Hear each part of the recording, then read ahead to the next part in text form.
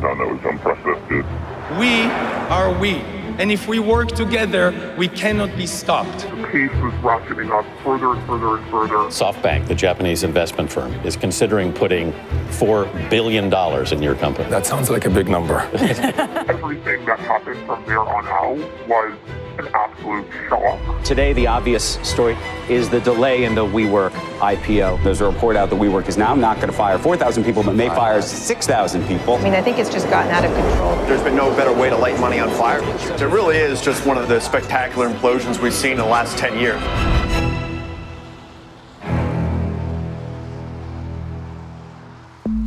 WeWork was founded in 2010 by an Israeli named Adam Neumann and his business partner Miguel McKelvey.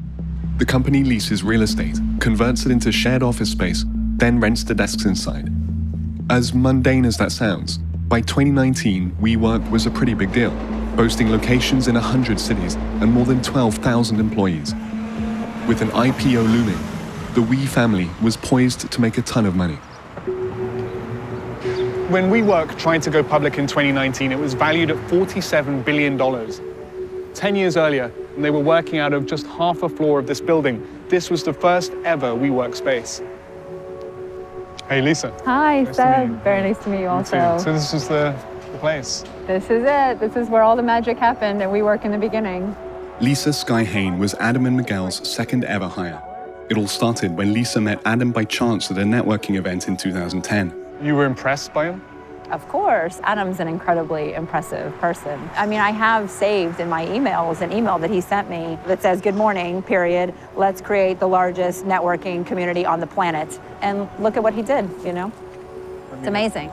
When someone kind of thinks about that becoming this $47 billion valuation company, how does that happen? Yeah, it's incredible. I think Adam Neumann is how it happened. I mean, I have photos of our team, sleeping in our location, just hustling to get it done. And Adam has this remarkable ability to just keep driving people. Adam's the one who sat in front of the investors. He sold the vision, and he'll probably go down as one of the greatest salesmen in history. Adam had a talent for raising money, first from individual investors and later from major venture capital firms and banks. Part CEO and part New Age guru, with a penchant for going barefoot and a love of tequila, Adam said the company's mission was to elevate the world's consciousness. If you want to change the world, start by changing yourself. Every single person has a superpower. We all do. You have one and you have one. And I know these two have one. There's an energy that you feel. And it's an energy of people doing their own thing while actually still being part of something greater than themselves. We like to call it the we generation. Whether Adam believed his own spiritual babble or it was all a savvy marketing ploy is anyone's guess, but it was working. In 2015, WeWork was valued at $10 billion. For employees with shares, that could mean a big payout one day. Tara Zuma joined the company in March 2015. Hey, Tara. Hi, Hey, nice Sebastian. Nice to meet you. Come on in. Thank you. When you start at a startup, there's sort of this assumed gamble that you're playing with. And so, like in roulette, if it hits on red 20, we're all gonna retire. Is this sort of like Vegas mentality when it comes to startup growth? And was that something they talked to you about when you were signing on, that there would be potential for salary raises or equity? Absolutely, yeah. But it was about a $10,000 pay cut, Wow, So you that took was a pay cut to join WeWork. It was cool. You went to the summer camp event? I did, yeah. What was that like? Nutty experience. Summer Camp was an annual company rave for all WeWorkers, featuring meditation sessions, an endless supply of alcohol, and performances by acts like The Weeknd and Lorde. It felt like a Burning Man-esque festival. Adam would give notoriously long and untethered speeches. Attendance was strictly required. What puts us together, all of us here, is every one of us is here because it has a meaning, because we want to do something that actually makes the world a better place, and we want to make money doing it. Everyone was always really excited when Adam would speak. He had this like messiahistic air about him. I think some of the words I remember hearing around that time were like, you have a seat on this rocket ship to the moon and Mars. I don't think he had started talking about putting a WeWork on Mars yet. I think it was a joke at first, and then later we heard that that might actually be something that was being considered. Putting a WeWork on Mars. It sounds crazy when you say it now. Yeah. For Tara, the fun wore off. Her job helping run WeWork spaces often meant staying late for member events. Some weeks were 70 plus hours a week. How about overtime? I did ask HR at some point, and they said, well, you're on salary. You're not entitled to overtime. Tara sued WeWork over these wage issues, but the company forced the case into private arbitration. She eventually settled for an undisclosed sum. While Tara was suing WeWork, Adam was a newly minted billionaire.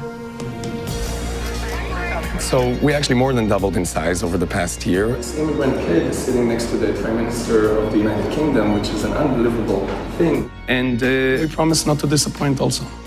He made at least some of his money by leasing properties he owned back to WeWork. And he even used WeWork's money to invest in pet projects, like a wave pool company for surfing, a personal passion. Then, a Japanese conglomerate named SoftBank started pouring billions into WeWork. SoftBank is run by famed investor Masayoshi Son. Some of my investors said, Masa, you get too excited and too much concentration into one company. Don't go too far, too much. It's the second largest venture capital investment of all time. I'm an investor in Uber, so I know what the first largest one was. Infused with SoftBank's billions, WeWork acquired more than a dozen companies. Adam went on a shopping spree of his own, buying a house in the Bay Area that was listed for $25 million, and a luxury penthouse in Manhattan listed for nearly $18 million. In 2019, the We company was valued at $47 billion and raced towards an IPO. But even though the company seemed like a success, no one on the outside had ever actually seen its books. And to go public, WeWork had to reveal these financials in an S1 filing. With WeWork, what was the moment when people were able to kind of look under the hood? For me, I remember getting the S1 emailed to me. And imagine if you're an academic and you get the best novel, sort of almost feels like life-changing, and you just can't stop reading the thing. And the numbers were just staggering. You'd never seen anything like it. A company that had committed to $47 billion in long-term commitments in the form of leases, but was doing $3 billion a year in revenue. Not to mention WeWork was losing incredible amounts of money, nearly $2 billion in a single year alone. Why do you think that wasn't something that they were worried about when they made this disclosure? My general experience is that if you tell a 30-something-year-old male that he's Jesus Christ, he's inclined to believe you.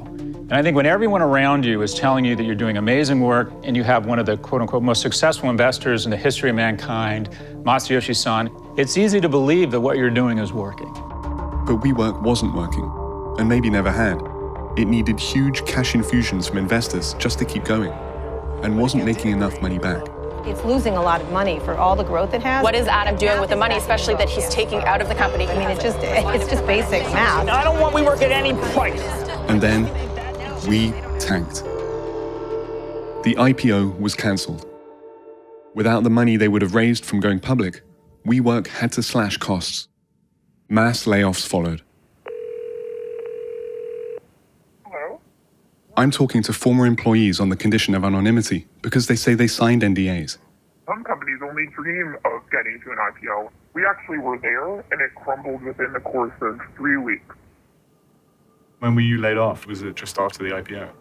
Yeah, that was a huge, a couple of thousand people in one day, I think. A couple of thousand in one day? Yeah. WeWork said in a statement that the layoffs were necessary to create a more efficient organization and that laid-off employees received severance. There's a grief on all sides. I mean, people were packing up their desks. There's a very vivid image of even when Adam's stuff was being moved out. As the value of WeWork took a nosedive, Adam negotiated an estimated $1.7 billion exit package, including a deal for SoftBank to buy back his shares at a later date. Since January, he's been laying low in Israel, which is also home to one of his earliest backers, Michael Eisenberg, who is speaking at a tech conference in Jerusalem. Ladies and gentlemen, Michael Eisenberg. Michael runs perhaps one of the very best venture funds in the country. You are also the really early investor in a company called WeWork. It's true. What lessons should we take away from this process? What does it mean for the ecosystem in general? Oh, I don't know. I think we tend to blow things out of proportion, that single companies of any kind have massive impacts on the ecosystem. I don't believe that.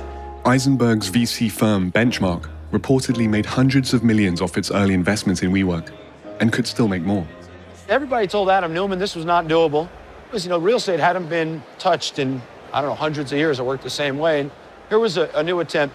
The most important thing I saw, though, is I walked with Adam around all two of WeWork's first two buildings, which is when I invested. And I never met a piece of real estate or a brick or some wood that created that kind of vibe. You think they're going to come back? Oh, yeah. It's still working. The fundamental business is still working. They may be taking too much capital initially. Maybe. I don't know. Maybe should have grown a little slower. Maybe. I don't know. Do you have any regrets about your investments in WeWork? Are you proud of that? Super proud. Association? I'm super proud of the association. That doesn't mean there aren't lessons. That's true in every company. The ones that have been more successful, less successful, and the failures, which is 50% of what I do. 50% of what I do fails completely. This business requires an iron stomach, and that's why I tell you. That's why you get these personalities. Right? You must respect the entrepreneurs, that they try, defy, thrive, or even fail. They went for the journey. We didn't. Failure might be the norm for VCs and entrepreneurs, but it's hard on employees who bought shares that have plummeted in value. And lawyers aim to bring a class action lawsuit on their behalf against Adam, WeWork, and SoftBank. All right.